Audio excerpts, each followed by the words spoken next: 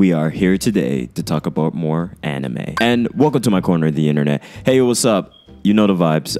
It's time to talk about more anime. And this anime is probably one of the first anime to be finished of this season. It just went off the rails after a certain episode, and let's talk about it. And obviously, the anime that I'm talking about is The Magical Revolution of the Reincarnate Princess and the Genius Young Lady.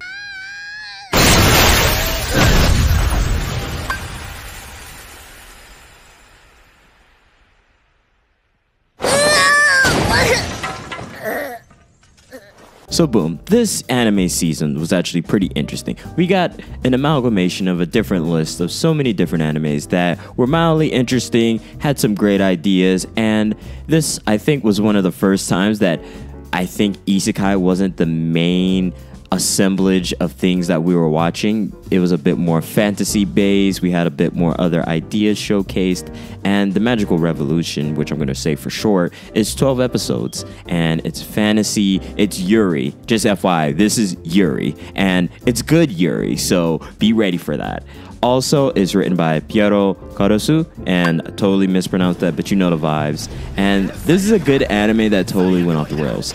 I'm not gonna lie to you, it was building up in some of its first episodes with this concept of this princess who is basically without the ability to create magic, use magic. She has very little ability with magic, but she's able to use her reincarnated knowledge to create products that help mitigate that. This is a wild princess who is the older princess of the king of this kingdom. Her younger brother is pretty much gifted in magic, but he has his issues and he's gonna do something crazy a little bit later.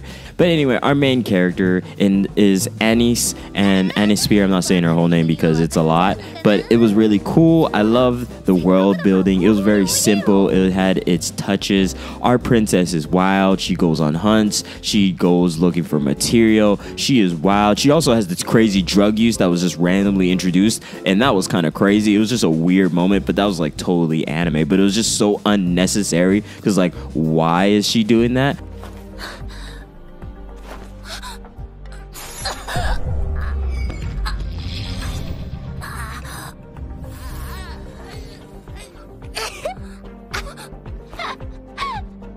But hey, once again, she has to try and get ahead because she basically can't use magic and she has to be somewhat powerful and able to do things. But it was such a weird moment, I'm not even gonna lie to you. What is most enjoyable about this anime is the world we get sucked into when we are experiencing it through the eyes of our anime princess who is reincarnated. This anime does so many great things because we notice how this reincarnated person builds her own world. She has her own ideas and she's doing pretty much everything for herself and her own joy. And also she has this goal, and this ambition pretty much pushes us through the entire show until we start actually getting towards our goals and we start getting introduced to the idea of having a dragon and the powers that come from it. This anime seems to have the ideas, have some of the groundworking, but they never really capitalize on it. One episode is where it gets a little weird, and then the next episode, it just takes a complete nosedive.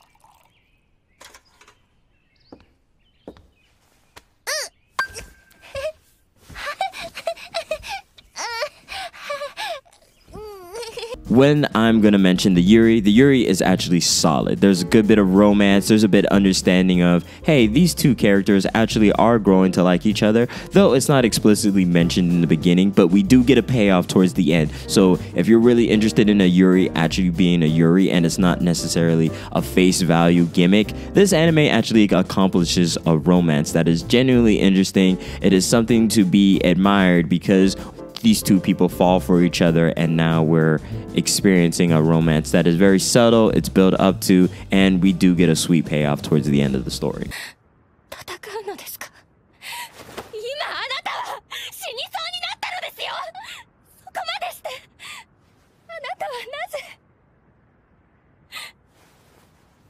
Now for some of the bad parts about this. This anime had one episode where it just completely went off the rails. And it basically was the introduction to this idea of this girl being a vampire and using her charming power to basically, I don't know, unintentionally influence her little brother to try and overthrow the government and do whatever he wanted. It was so lackluster. It was so unnecessary. It is so badly written into the story that pretty much most of it falls apart. The story just gets weird, and Anise basically takes the power, well, gets this curse from the dragon, and we never really figure out what is the curse, unless I just didn't explicitly understand what the curse was from the dragon, or the idea of her having the magical crystals basically into her body and putting the tattoo. It just all didn't make sense, and also the power scaling for her, it felt so unnecessary. She basically gets one attack, it gets a bit more aura with her little bit of magic that she does have, and it's showcased through her sword, and she gets this one attack that she has to say out loud, and it just makes basically her sword into a claw with this reddish bluish aura, and it's lackluster. I'm not gonna lie to you, it's incredibly lackluster, though it was so cool up until those 2 points within the plot.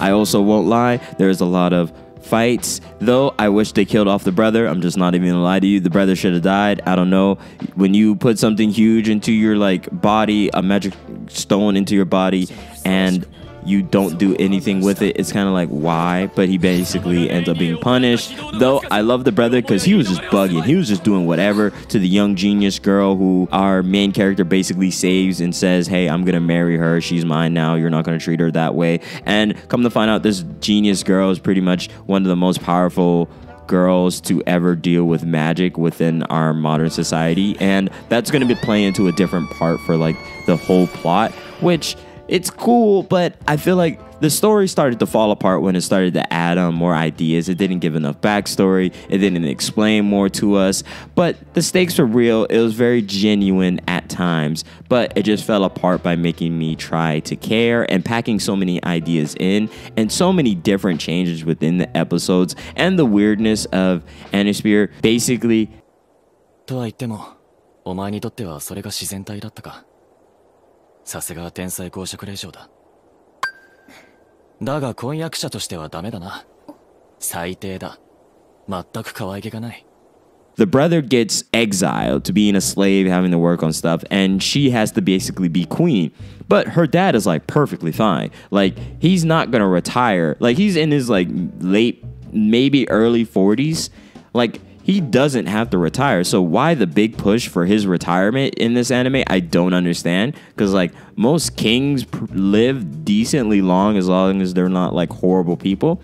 So like why there was such a push for the next heir to be up for the throne? I don't know. That was kind of weird when you really think about it. Like, why did they push that? It just seems all entirely rushed, and it feels like this anime's pacing was just taken and fallen apart, because some of its great episodes that were building up the story, the understanding of how the princess isn't likable, isn't enjoyed, and how she gave up her right to being royalty, influences her character, influences her actions, and also the understandable differences between her, her father, her mother, her brother, all sorts of different things, and her want for freedom, her want to actually fly. This overall ambition is to be able to fly, to be able to help others experience the same level of magic. And also there's the political nature of magic, and I do love how they introduced how her magicology, which is magical technology, is basically an affront. So it was interesting how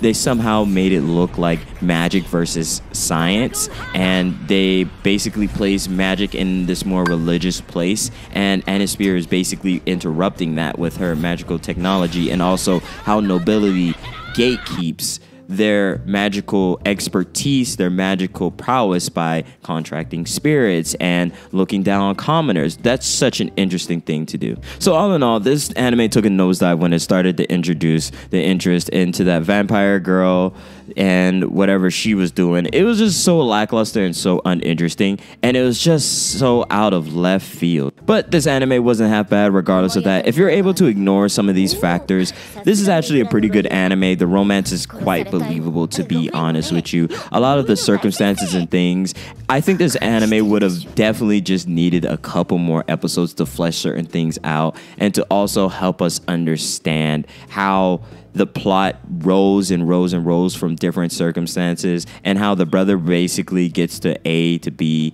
and also ends up fighting his big sister, stuff like that. There's so many things that if they just had a couple more episodes, it would definitely be fine. So this wasn't a half bad anime, and I enjoyed watching it. Episode to episode wasn't half bad. So anyway, if you're interested in this, you should definitely check it out because it wasn't half bad, and I'm excited that I watched it this season. So I'm into it, you know, it's whatever.